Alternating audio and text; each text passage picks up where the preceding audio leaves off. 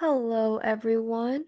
For this presentation, I'll be talking about an important public health issue that is currently affecting families across Nevada, which is the fast food and soda consumption among children. Now, I believe that this topic is very important because the eating habits children develop today will, of course, strongly influence their long-term health, including risk for chronic diseases and even their academic performance. So, starting off with the introduction, in Nevada, we continue to see the increase of rates of childhood obesity and diet-related health concerns. According to the Center for Disease Control and Prevention, children who consume larger amounts of sugary beverages and high-calorie fast foods are at a much greater risk of obesity, type 2 diabetes, and dental problems. In many of our Nevada communities, fast food restaurants are very concentrated, making unhealthy options just more accessible than the healthier ones. These environmental pressures are instrumental to shaping children's eating patterns long before they can understand the dire consequences. Moving on to the health behavior, the primary health behaviors we'll be discussing today is the frequent fast food consumption, regular soda intakes, and just the low intakes of fruits and vegetables. National data shows that many children consume at least one sugary drink per day and rely on fast food as their main meal of the day. In this graph to the right, we can visualize this um, by seeing the astounding increase in fast food and soft drinks daily. These behaviors are only condoning the high calorie intake linked to the high calorie and making a habit of preferring convenient food over nutritious meals. In Nevada specifically, many children report of drinking soda several times a week and consuming fast food multiple times per week, which is just critical both environmentally and culturally. Now, with our target population, I'm aiming to support children within the ages of 6 to 17 living in Nevada. This age range is crucial because the eating behaviors are more independent during these years.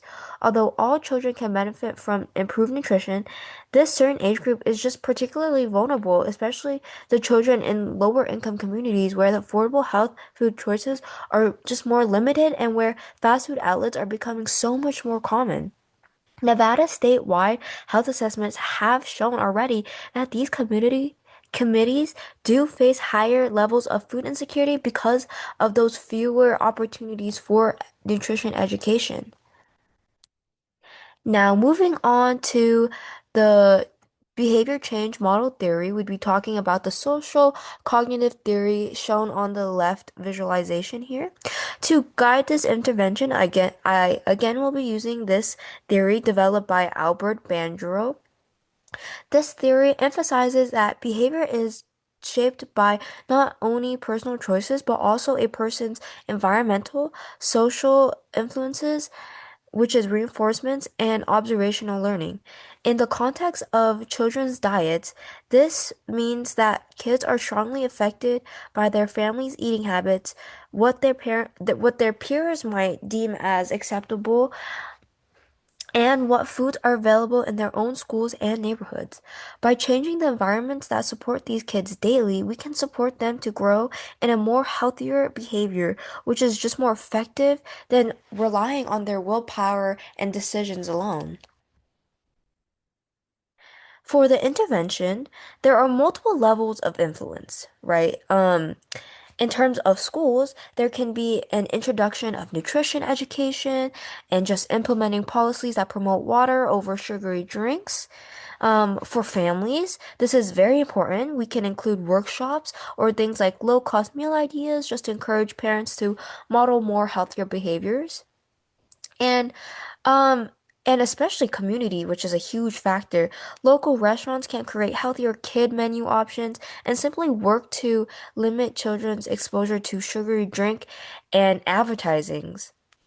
I feel like this approach truly aligns within the CDC recommendations for schools and community health promotions that will ensure that there is a consistency and advancement across environments where children spend most of their time. And finally, to wrap things up, let's talk about the projected outcomes. If this is implemented effectively, it can be expected to lead to very meaningful behavior changes. One important change would be the decrease in soda consumption, increase in fruit and vegetable intakes, which is just healthier dietary habits, and of course, just less fast food frequency. Hopefully, as well, just to strengthen the family engagement around the healthy eating habits to help build children in more long-term habits that will reduce their risk of obesity. I firmly believe that these changes will contribute to a lower rates of childhood obesity across Nevada, with all of these projected outcomes aligning and just improve everybody's health outcomes for future generations. Thank you, and here is my references.